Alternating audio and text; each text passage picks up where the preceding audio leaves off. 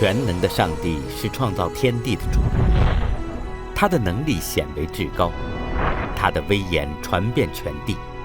他奇妙的作为彰显在整个浩瀚的宇宙，让人赞叹不已。上帝创造的一切都是美好的，他每一样的创造都向人类显示出神的美善和能力。上帝创造出各种各样的植物和动物，然后上帝用地上的尘土创造出第一个人，上帝把生命的气息吹在他的鼻孔里，他就成了有灵性的活人，这个人名叫亚当。上帝取出亚当的一根肋骨，用它造了另外一个人，作为亚当的妻子和同伴，这就是第一个女人，名叫夏娃。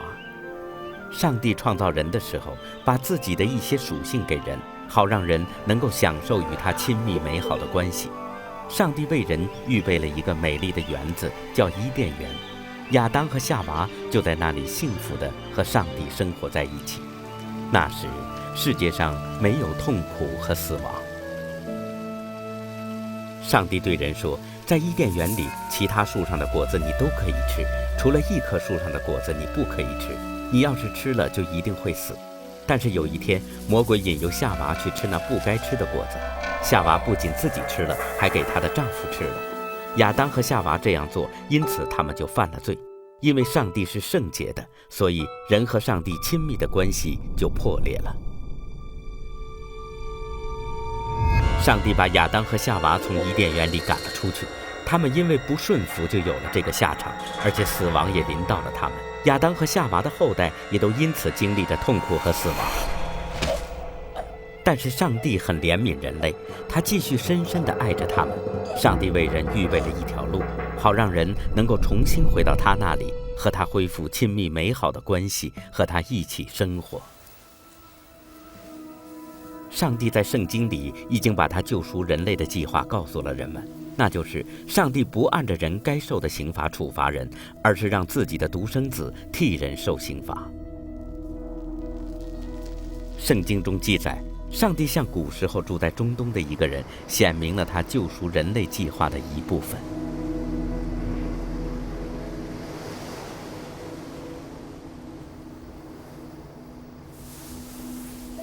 这个人叫亚伯拉罕，他相信上帝，敬畏上帝。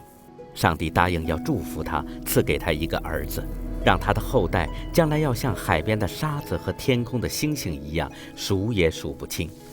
上帝要通过他的后代来拯救各个国家、各个民族的人。亚伯拉罕相信上帝，因此上帝就算他是一个异人，也把他当作自己的朋友。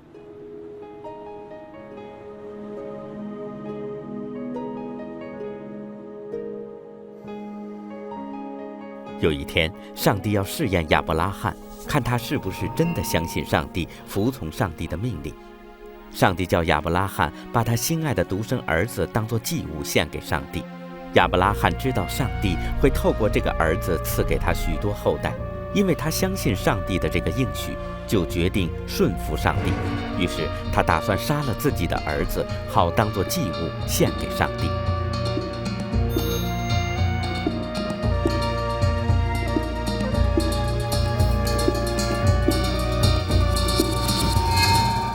但是上帝说，亚伯拉罕，不要伤害你的儿子。现在我知道你的确敬畏我，愿意顺服我。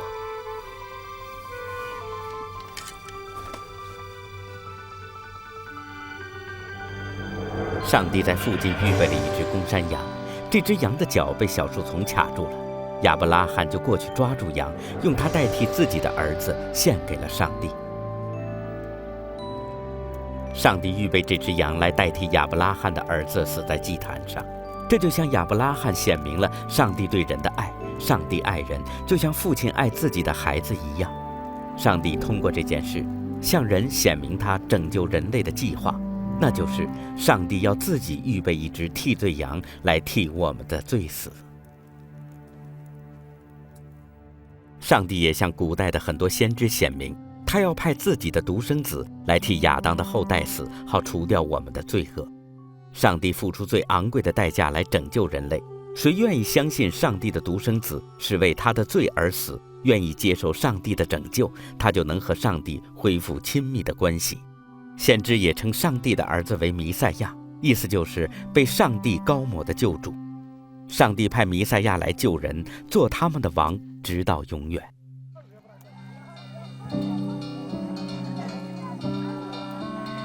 在弥赛亚来到这个世界以前的1000多年当中，很多先知谈到了他将要做的事和将要发生在他身上的事。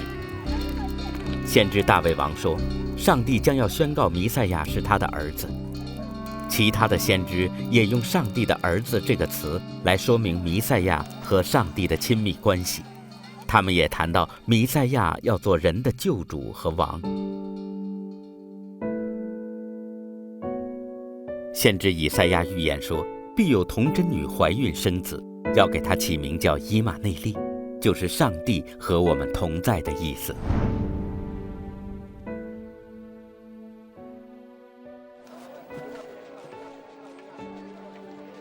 先知也在圣经里写明，弥赛亚将要出生在以色列的伯利恒城，他将骑着驴作为王进入耶路撒冷，他亲密的朋友要为30块银币而出卖他。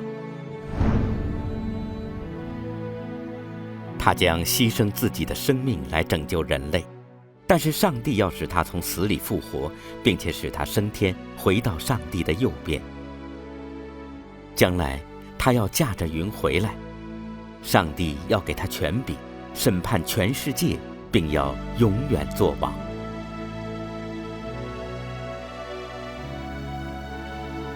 2000年前，有一个叫耶稣的人来到这个世界上，他的一生都应验了众先知在圣经里对弥赛亚的预言。这部影片根据圣经的记载，告诉我们耶稣是谁，以及他说过的一些话和做过的一些事。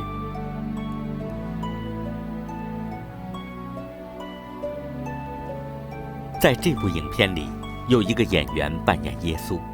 其实没有一个人配演耶稣，但是为了让人们了解耶稣的生平，为了让人们能够接受上帝应许的拯救和祝福，所以我们还是拍了这部影片。